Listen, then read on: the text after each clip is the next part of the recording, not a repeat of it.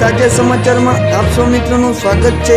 દોસ્તો તાજા અને મહત્વના સમાચારની વાત કરી લઈએ તો પ્રથમ સમાચારને લઈને વાત કરી લઈએ તો હવામાન વિભાગે જણાવ્યું કે પવન કેટલો રહેશે અને કઈ દિશામાં રહેશે।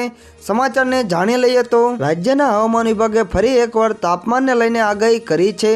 અત્રે જણાવીએ કે ઉત્તરાયણને હવે ઝાઝા દિવસ બાકી નથી રહ્યા, ત્યારે દર વર્ષની જેમ આ વખતે પણ કદાચ પતંગ રસિયાઓના મનમાં એ ચિંતા સતાવતી હશે કે આ વર્ષે ઉત્તરાયણ પર પવન કેવો રહેશે, કારણ કે દર વર્ષે ઉત્તરાયણના દિવસે સવારમાં પવનની ગતિ સારી રહેતી હોય છે, પરંતુ બપોર બાદ પવનની ગતિ ઓછી થઈ જાય છે। આથી પતંગ રસિયાઓને મજા બગડતી હોય છે। ત્યારે ઉત્તરાયણના દિવસે રાજ્યના હવામાન વિભાગે આગાહી સામે આવી છે કે 14 જાન્યુઆરીએ સારો પવન ફૂંકાશે, જેની ઝડપ 15 થી 20 કિમી પ્રતિ કલાકની રહેશે। અંબાલાલ પટેલે જણાવ્યું કે અમદાવાદમાં પતંગના રસિકો માટે સારા સમાચાર આવ્યા છે। આ વખતે પવનની ગતિ સારી રહેશે। આ વખતે ઉત્તરાયણ ઉપર વાતાવરણ સાનુકૂળ રહેશે। ઉત્તરાયણના રોજ ઠંડા પવનો ફૂંકાય તેવી શક્યતા જોવા મળી રહી છે, એટલે કે એમ કહી શકાય કે આ વખતે ઉત્તરાયણ પર સારો એવો પવન રહેવાની શક્યતા છે। અત્રે નોંધનીય છે કે હાલ સમગ્ર રાજ્યમાં ઠંડીનું જોર યથાવત છે। દર્શક મિત્રો, બીજા મહત્વના સમાચારની વાત કરી લઈએ તો વાઇબ્રન્ટ ગુજરાત ગ્લોબલ સમિટનો સમાપન થયો છે, જેમાં 140 દેશોના પ્રતિનિધિઓએ ભાગ લીધો હતો, તેમજ 4 દેશોના વડાઓ અને 14 દેશના મંત્રીઓ પણ હાજર રહ્યા હતા। અત્રે જણાવીએ કે 3590 ઇન્ટરનેશનલ ડેલિગેટ્સ પણ જોડાયા હતા। આ વાઇબ્રન્ટ સમિટમાં 2862 B2B અને 1368 B2B મીટિંગ આયોજન કરાયું હતું।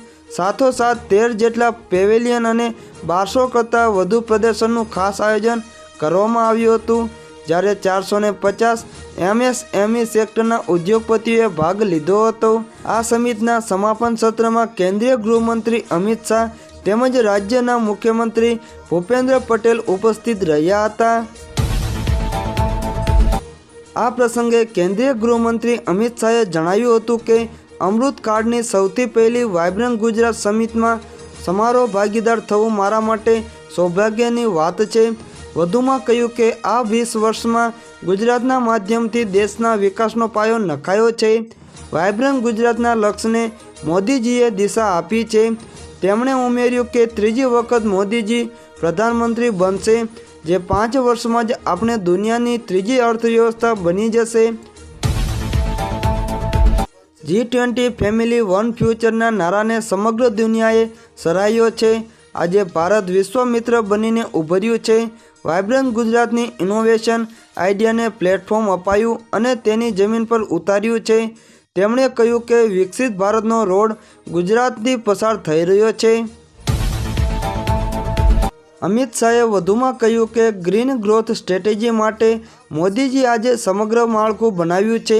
ગ્રીન હાઇડ્રોજન મિશન વિશે અને ખૂબ વિશ્વાસની સાથે કહેવા માગું છું કે ભારતનો સ્પેસ સેક્ટર પણ આવનારા દિવસોમાં ખૂબ જ આગળ વધશે। મુખ્યમંત્રી ભૂપેન્દ્ર પટેલે જણાવ્યું કે 10મી વાઇબ્રન્ટ સમિટમાં 140થી વધુ દેશોના પ્રતિનિધિઓએ ભાગ લીધો છે। વાઇબ્રન્ટ સમિટના માધ્યમથી MSME ઉદ્યોગને પણ નવું બળ મળ્યું છે।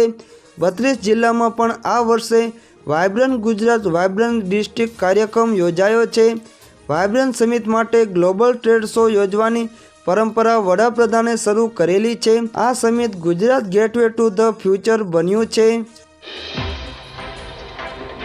દર્શક મિત્રો, બીજા મહત્વના સમાચારની વાત કરી લઈએ તો દેશના સૌથી લાંબા સી બ્રિજનું પીએમ મોદીના હસ્તે ઉદ્ઘાટન। દરિયા પર 100 સ્પીડે દોડશે ગાડીઓ, મુંબઈનો ટ્રાફિક બારોબાર। સમાચારને જાણી લઈએ તો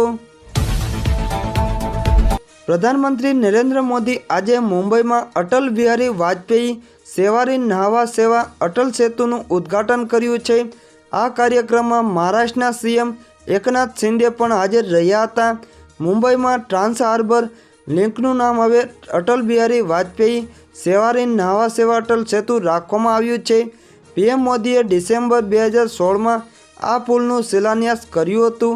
અટલ સેતુના નિર્માણમાં 17,840 કરોડ રૂપિયાથી વધારેનો ખર્ચ કરવામાં આવ્યો છે। આ પુલ આશરે 21.8 કિલોમીટર લાંબો છે અને 6 લેનવાળો છે,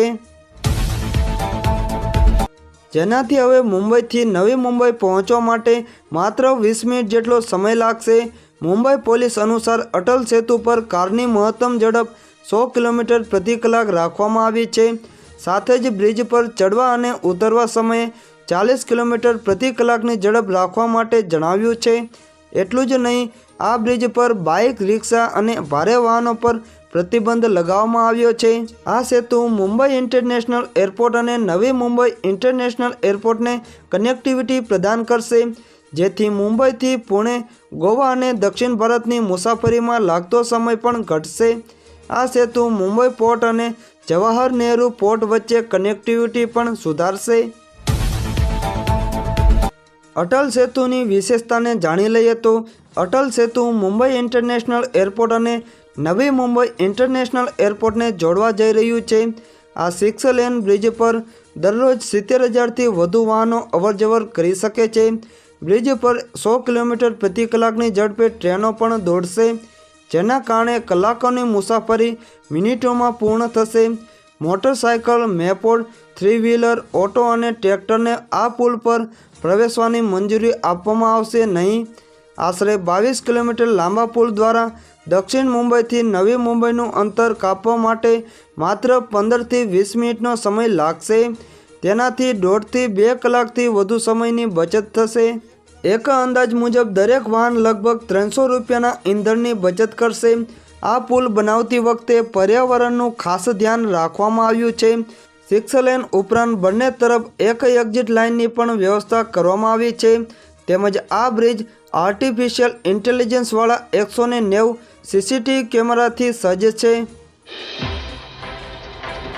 મહત્વના સમાચારની વાત કરી લઈએ તો સમુદ્ર અંદરથી થઈ શકશે શ્રી કૃષ્ણનગરી દ્વારકાના દર્શન, અને તે પણ સબમરીનમાં બેસીને। સમાચારને જાણી લઈએ તો ભગવાન શ્રી કૃષ્ણની સોનાની નગરી હજારો વર્ષો પહેલા સમુદ્રમાં ડૂબી ગઈ હતી, અને આ સોનાની નગરીના દર્શન કરવા ભક્તો માટે એક સપનું જ રહી ગયું હતું, પરંતુ હવે ભક્તોનું તે સપનું પૂરું થઈ શકશે।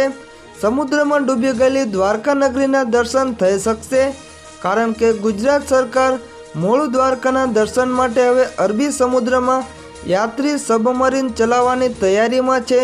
ગુજરાત સરકારે આ માટે ભારત સરકારની કંપની મઝગાંવ ડોક શિપયાર્ડ સાથે MOU પણ કરી લીધા છે, અને આગામી જાન્યુઆરી મહિનામાં યોજાનારી વાઇબ્રન્ટ સમિતિમાં આની સત્તાવાર જાહેરાત કરવામાં આવશે। કેન્દ્ર સરકાર દેશના ધાર્મિક અને સાંસ્કૃતિક પ્રવાસનને ઉત્તેજન આપવા માટે અનેક પ્રોજેક્ટ પર કામ કરી રહી છે, જેમાં દ્વારકા કોરિડોર હેઠળ મૂળ દ્વારકાના દર્શન માટે સબમરીન પ્રોજેક્ટ લાવવામાં આવ્યો છે। આ તેવી ડિઝાઇન તૈયાર કરાઈ છે। આ ઉપરાંત પ્રોફેશનલ ક્રૂ મેમ્બરો રહેશે, જેમાં પાણીની અંદર સ્થિરતા અને સુરક્ષાની ખાતરી કરશે। આ સિવાય જો સુવિધાની વાત કરીએ તો સબમરીનમાં એર કન્ડિશનર, મેડિકલ કિટ જેવી સુવિધા પણ હશે। કુદરતી રોશનીની સુવિધા હશે। આ કારણે યાત્રીઓને પાણીની નીચેના વાતાવરણને પૂર્ણ સ્વરૂપે સાથે જોવાની તક મળે।